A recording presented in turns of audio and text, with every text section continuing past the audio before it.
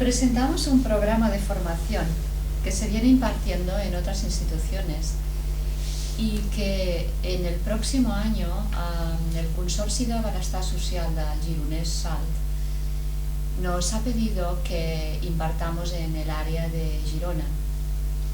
Es un programa específicamente diseñado para la comprensión y tratamiento del trauma. Queríamos que Mario Salvador nos explicaras algunas de las cuestiones que emergen cuando nos planteamos la posibilidad de cursar este curso, este programa. Lo primero sería comprender qué es el trauma. Bueno, el trauma es un fenómeno psicofisiológico que deja un impacto elevado en nuestra psicobiología. Y digo específicamente psicobiología porque me gusta decir que el trauma es un fenómeno fisiológico con consecuencias psicológicas. En este sentido, el trauma implica enfrentarse a un acontecimiento vital que supone una amenaza para la integridad física o psicológica. La persona puede experimentar de alguna forma vivirse en riesgo de morir o en riesgo de ser aniquilado psicológicamente. Esto significa también que la persona se enfrenta a una situación inescapable. Y el hecho de que sea inescapable implica también la puesta en marcha de mecanismos de supervivencia extremos, extraordinarios, que provocan una reactividad extrema de toda nuestra psicobiología, donde nuestro organismo se tiene que poner en una situación de tratar de luchar, escapar, y si finalmente es inescapable, sobrevive en un tipo de defensa pasiva. Hablamos de la congelación o de la parálisis, donde el ser humano, pero también comparte esto con la forma de sobrevivir de otros mamíferos, se paraliza, se congela para que el depredador, el abusador o el atacante deje de hacerle daño. Vamos a ver que este tipo de respuesta extraordinaria queda marcada, queda como un legado vivido en el cuerpo. Y lo que es característico es que la persona después reexperimenta estos recuerdos de una manera vívida, de una manera como si estuviesen ocurriendo otra vez. De manera que la persona traumatizada vive en el trauma, recordándolo, reviviéndolo tal y como si estuviese ocurriendo cada vez que lo recuerda, sin ser consciente de que lo está recordando. Entonces, cuando te escucho, pienso en todas aquellas experiencias de nuestra infancia que a lo mejor no han sido un trauma muy específico, pero que nos han ido afectando una vez tras otra. ¿Esto se considera trauma? Sí, podemos decir, es otra dimensión del trauma. Cuando estoy hablando específicamente del trauma como amenaza para la vida, estoy hablando de este legado y de esta afectación en nuestra neurobiología y nuestra biología. Pero indudablemente que una persona sea capaz de superar una experiencia traumatizante tiene que ver con los cuidados recibidos hasta ese momento en su vida, la calidad de los vínculos afectivos en los que ha vivido.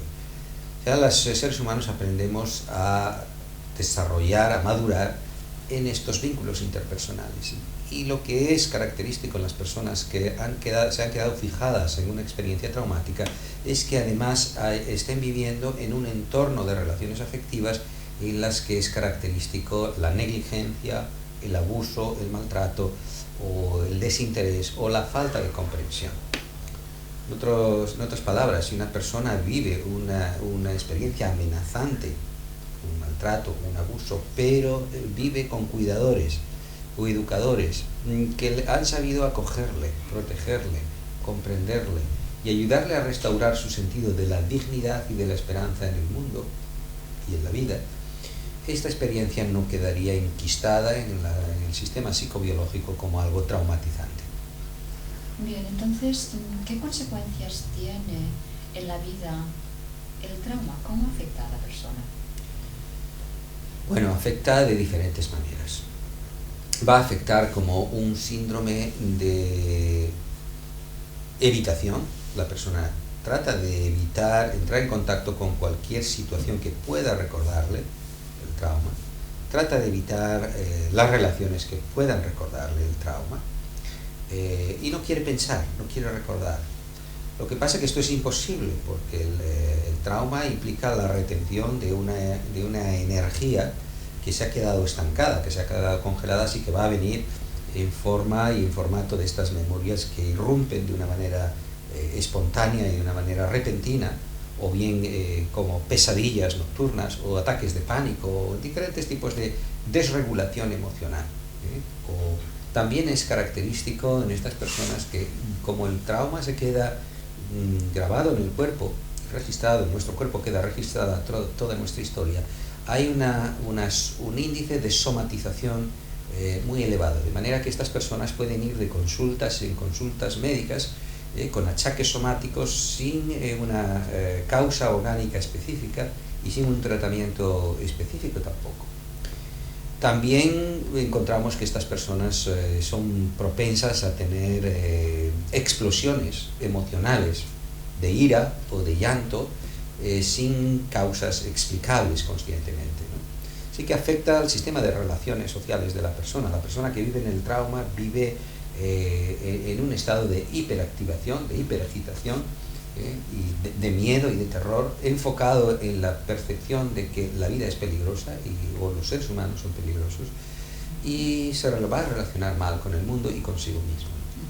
Me imagino que eso va a dificultar también los logros en la vida, los objetivos, la consecución de los objetivos, claro, ¿no? Si la persona está constantemente desregulada a nivel emocional. Entonces, ¿qué consideraciones específicas tenemos que tener en cuenta para el tratamiento de estas personas? Bueno, una cosa que es común en el lenguaje técnico, se dice del trauma, que es el terror inenarrable. ¿Qué quiere decir esto? Que las personas no han podido traducir estas experiencias traumatizantes vividas al lenguaje. O sea, hay una diferencia entre los recuerdos traumáticos, son recuerdos vividos y almacenados en un formato somatosensorial, mientras que los recuerdos ordinarios son recuerdos narrativos. Podemos contarlos, podemos explicarlos y además podemos situarlos en un tiempo de nuestro pasado. El enfoque del tratamiento al trauma tiene que ser un enfoque muy dirigido a los recuerdos guardados somáticamente, guardados en el cuerpo. De manera que el terapeuta que quiera abordar el trauma y tratar el trauma tiene que tener una alta sensibilidad en la observación de la narrativa corporal y en ayudar a la persona, a la víctima del trauma, a ir integrando, a ir accediendo a estos recuerdos que están registrados en estas sensaciones somáticas, reexperimentaciones somáticas, a ir expresando su significado. Tenemos que ayudar a la persona víctima del trauma a que pueda volver a mirar, volver a enfrentarse de una manera sostenida y de una manera calmada y de una manera segura a esos recuerdos que siguen siendo reexperimentados y vividos como si se viviese en la amenaza.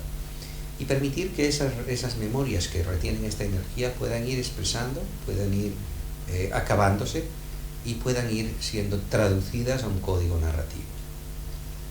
Bien, entonces, mirando el contenido del programa que va a presentarse en Girona, veo bastantes talleres dedicados a la comprensión de todo este fenómeno y al final cómo el tratamiento con brain spotting sería uno de los abordajes adecuados para trabajar estos temas.